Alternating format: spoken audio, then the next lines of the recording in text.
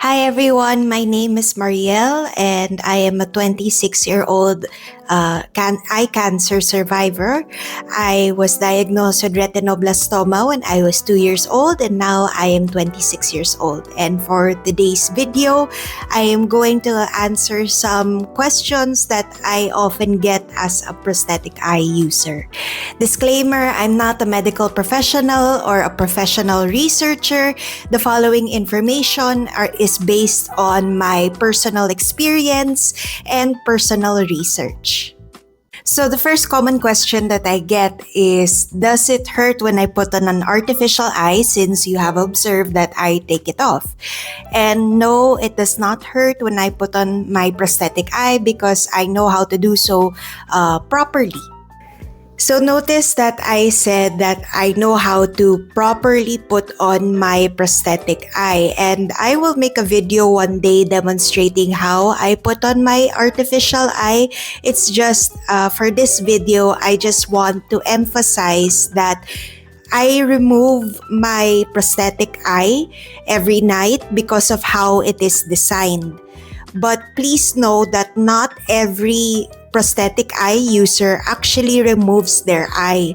I've talked to people before in the past who have never removed their prosthetic eye the moment that they receive it, and they just apply eye drops. So for people who do not have a prosthetic eye, that is something that you should keep in mind, that not all of us have prosthetic eyes that are designed the same,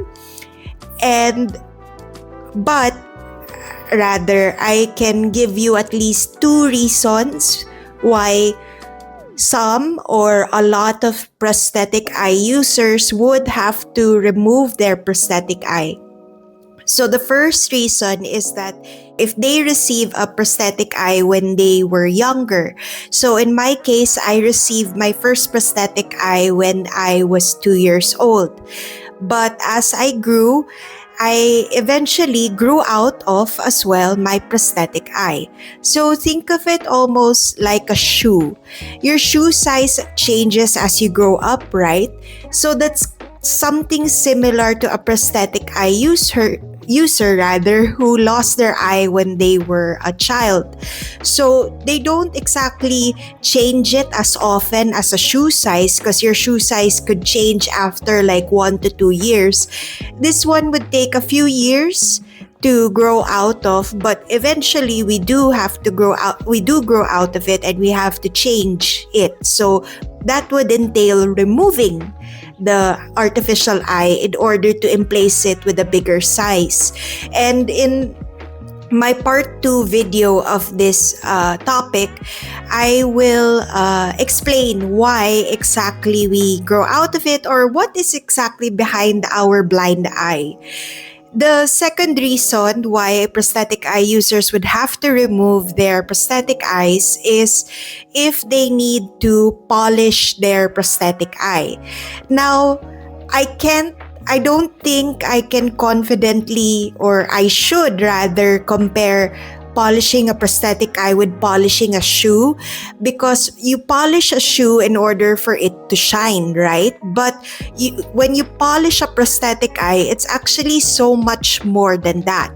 So in the next clip, I can show you reasons on why we polish an eye, but I just want to give another disclaimer, which is I don't know exactly how doctors or specialists polish a prosthetic eye actually. But all I know is that it happens, and it happens also, and I also have to have my artificial eye polished. Some reasons to polish an artificial eye would be loss of glossiness, itchy eye socket, pain while using the prosthetic eye, irritated socket, dryness, foreign body sensation or rough edges on the prosthetic eye, increased amount of discharge meaning mucus or muta in Tagalog, and appearance of discharge a few minutes after cleaning the eyelid or prosthetic eye. For prosthetic eye users or parents of prosthetic eye users watching this, please don't forget to consult your local ophthalmologist to help determine these things. Some Question number 2 is, so what's behind my prosthetic eye? Is it like a black hole?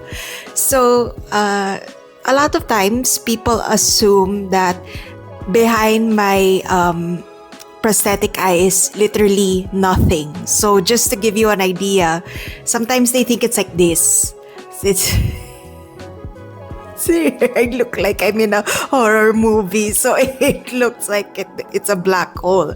But no, I don't look like that. Actually, what I look like is like this. So it's a little bit pinkish. It's still part of my body, or it's a body part. So I went through a particular type of surgery called enucleation. So let me just show you an example picture of what it is about, so you could better understand. So this is what enucleation is. Enucleation is a type of eye surgery where the entire eye is removed, like you can see in the first image with the blue eyes.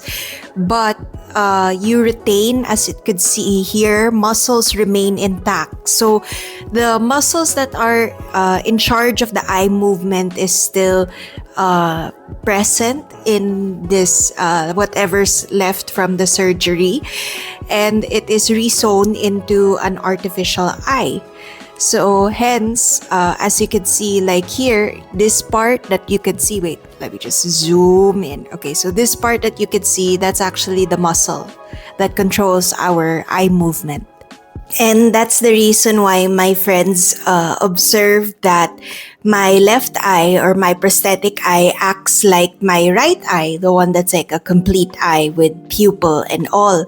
So just to show you what I mean, notice that when I look to the right, or when I look to the left, up, down, or all around, my left eye is also moving. The next question I get, although it's not as common, but I found it very interesting, was some people ask, Marielle, which eye do I look at when I'm talking to you, because I don't want to be rude? And for me, I think that's such a cute question. And for me, I speak for myself, is I don't really care which eye you look at while talking to me, for as long as you're making eye contact. Because even if you're not a prosthetic eye user, it's polite to make eye contact with people when you talk. So just as you talk to any other person who has two eyes, do the same treatment with me. While we're on the topic of making eye contact with someone with a prosthetic eye, I just want to give like a tip out there to parents of kids who have two eyes, just quote unquote normal kid. I think when they encounter someone like me, kids in their innocence, they tend to stare a lot, because they kind of notice, or a lot of them do notice, that there's something different with my eyesight. And I understand that it's out of curiosity, and very innocent curiosity. But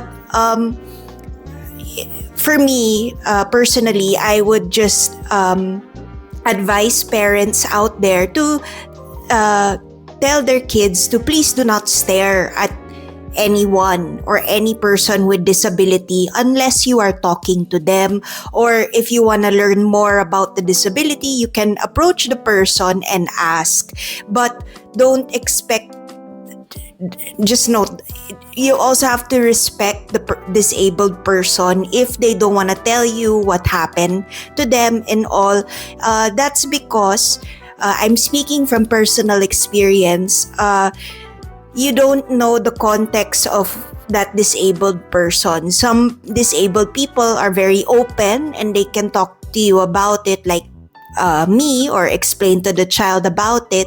But there are also disabled people that are not really comfortable explaining why they have a disability. And I think one of the reasons is because they could have come from a history of bullying, and people gossiping about their disability. And unfortunately, in this world, there are people that are like that. So, if so there's that side, but it's always good to ask if you want to satisfy that curiosity as a child, so that they become more sensitive to people with disabilities, and that's fine. But I think also to make sure that they don't get too disappointed and all is to respect whatever answer they given.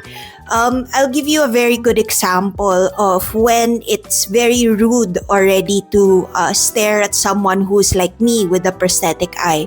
I remember I was around 14 years old or 15 years old, so I had another eye injury here in this eye, and I had to go to school wearing an eye patch, and my glasses, if you could imagine, this lens was shaded, and I had an eye patch here. I was lining up for lunch, and in front of me were these group of uh, young, very small girls. I don't know how old they are, but they're really small. So I'm assuming maybe they're in grade 3 and below and all, and they were staring at my eye. And at that time I was like, okay, whatever, they're just kids and all. And what threw me off, or what made me feel uncomfortable, was when I looked to the side like this. Imagine I'm the little girls, ha, I'm not talking about just one, but girls, they would follow my direction um in order to stare at my eye. Now, when it comes to that already, that's already really rude, and it's already kind of like invading the space of, or the privacy. I felt like I was, like, my privacy was violated or something. I felt very like, oh, okay, that's very disturbing. So that's the reason why I gave that advice earlier, that parents, I think it's very good if maybe you could show my videos as an example, that if you ever encounter a person like me, na if close up you'd notice like there's something different with the eyes, it's best that you don't stare at us. Or if you really want to know, and maybe you're trying to train your child to, make conversation with people, or not be afraid of people like me, they can ask a question and all. But if the person doesn't decide to explain why, then you just have to respect it and just say, oh, it's okay, I'm sorry, and then move on and all. So just to recap, that's an example scenario why we have to teach young ones not to stare at people with disabilities, because it can be really uncomfortable and all, and no one is going to teach them that unless us who are adults, and most especially parents, teach the younger ones how. Because yes, it's out of innocence, they do those actions, but in my example that I've given, it can become rude, or it can become very uncomfortable for people like me. Finally, the last common question I get is, where do I have my prosthetic eyes, prosthetic eye rather, made? So just to give context for those that do not have a prosthetic eye, people that get a prosthetic eye, there are two sources. Number one, they could have theirs made, which is honestly preferable. But the second is, for certain ophthalmologists, they have like second-hand collections of prosthetic eyes from other people, and then they disinfect it, and then they give it to some of their patients who can't afford custom eyes.